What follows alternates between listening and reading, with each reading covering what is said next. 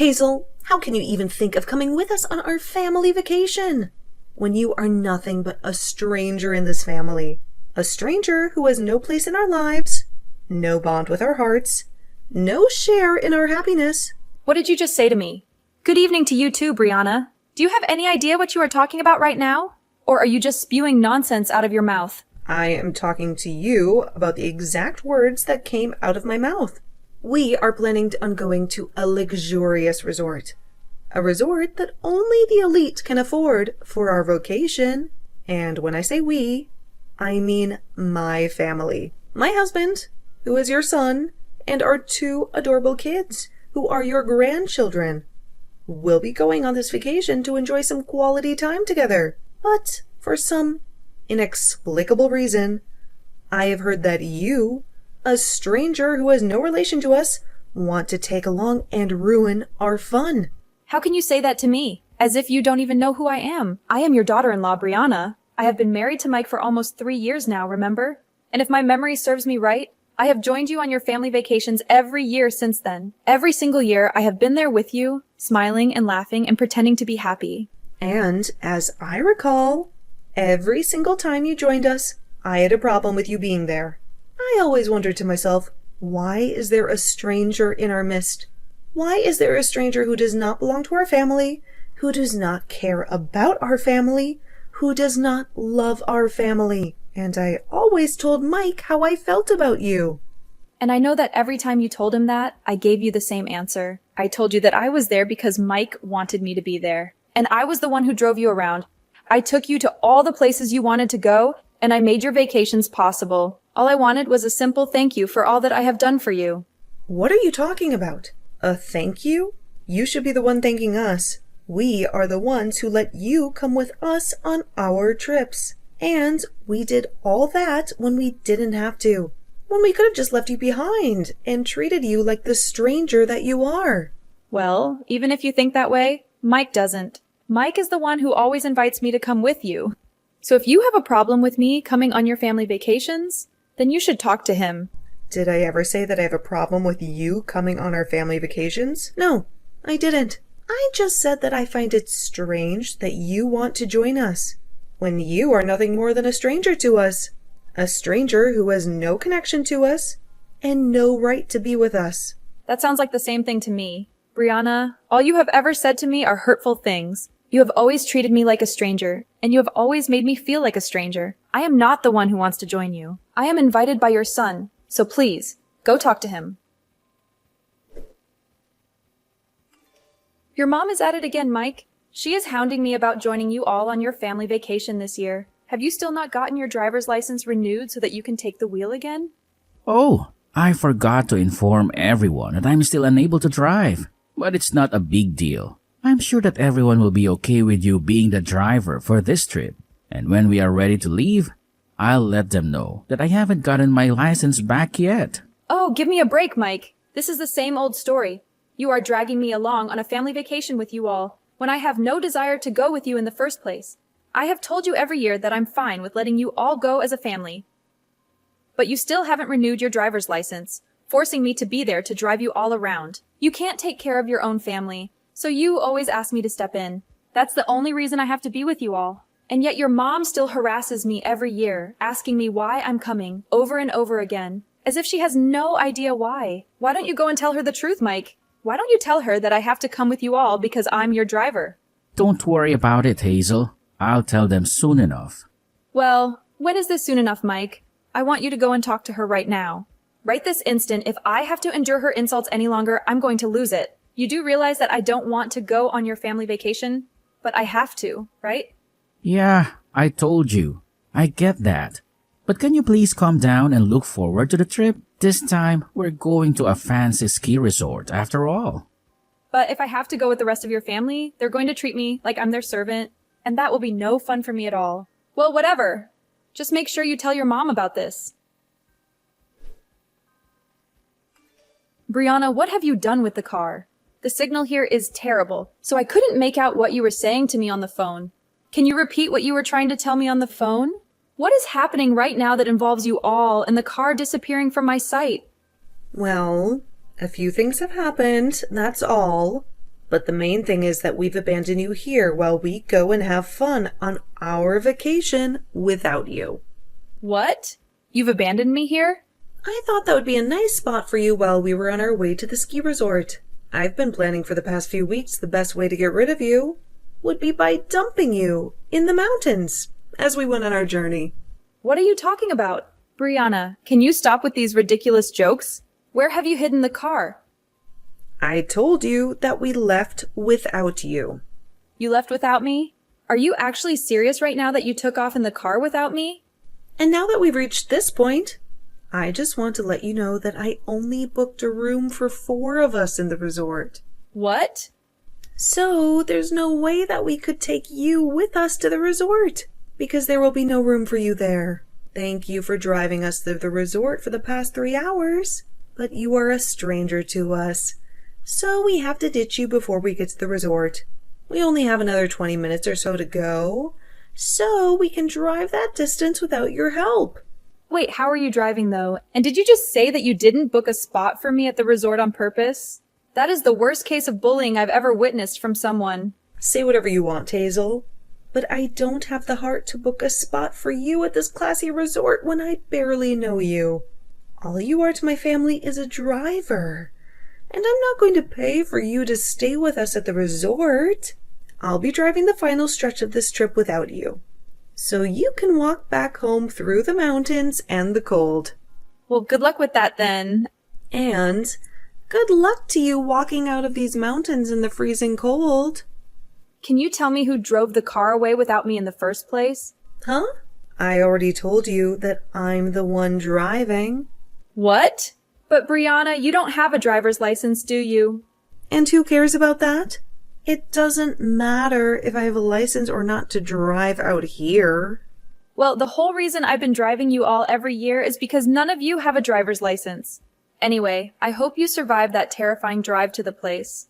Just remember that if anything happens to you in that car, you'll be the one to blame for all of it.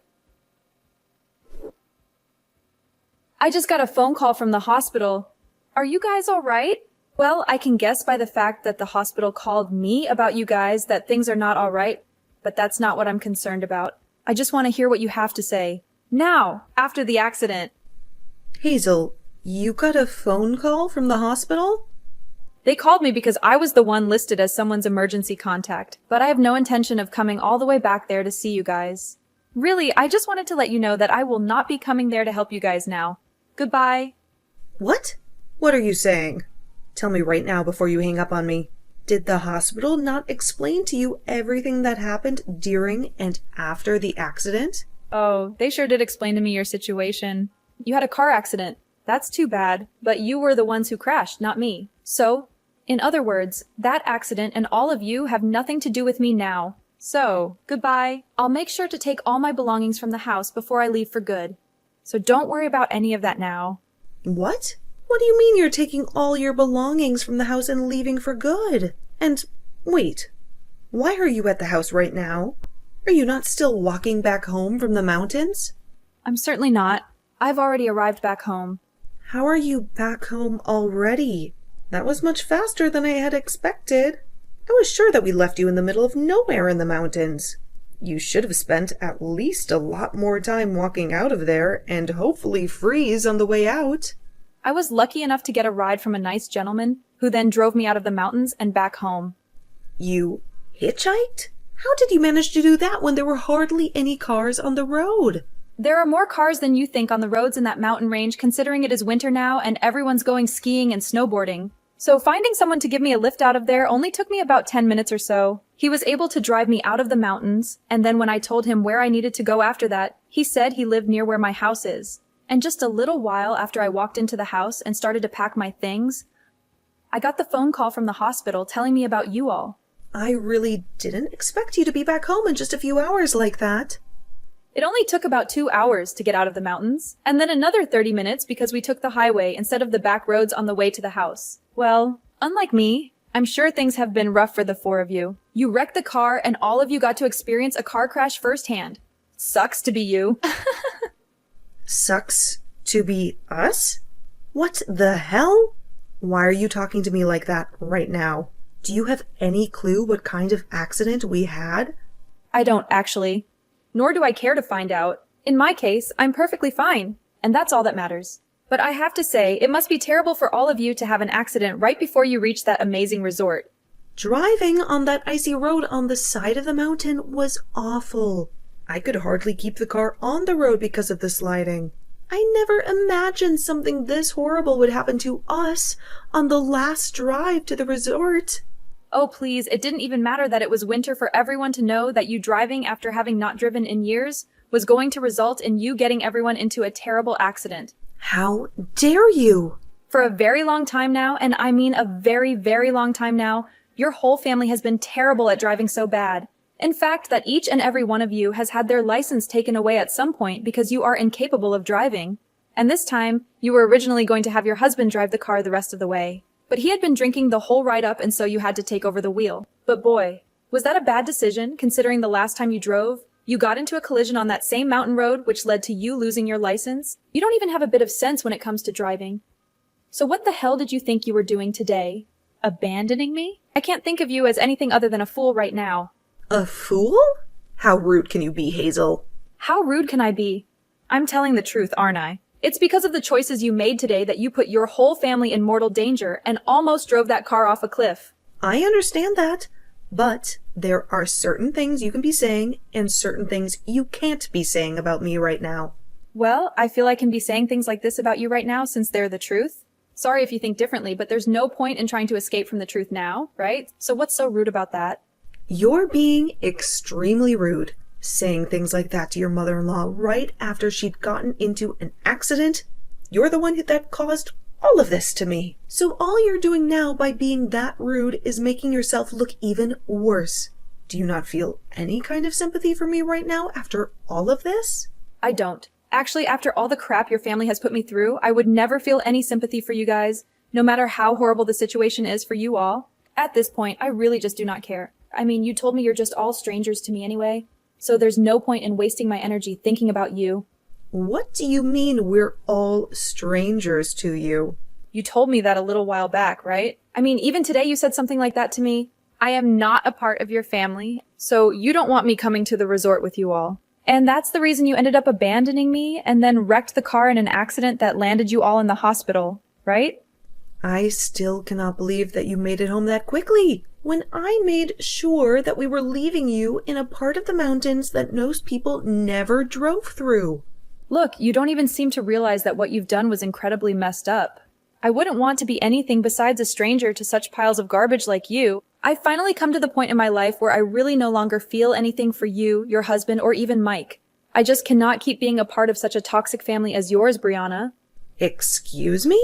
What do you mean by toxic family? Whose family is toxic? Hazel, you have gone way past the line now with how rude you're being to both me and my family. And you're a part of this family as well. You're my son's wife. But that's why I'm speaking as though I'm no longer going to be a part of your family or Mike's wife.